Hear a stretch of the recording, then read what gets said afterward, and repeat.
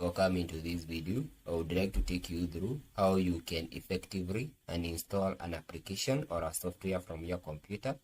What you're supposed to do, just come under your search box, which is here, and search for control panel. So it will just appear here, then click above it.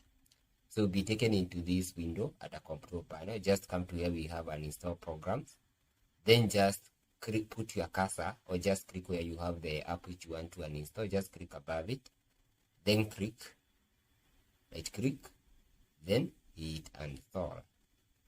So then installation process will begin. So you should just get some information here. Some information will be deleted regarding this application. Just click yes, I want to remove it, then I hit uninstall.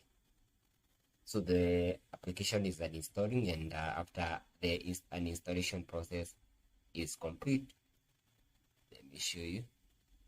So when the uninstallation process is complete, now you can restart your computer and refresh it, so that now you can see now the app is no longer appearing here.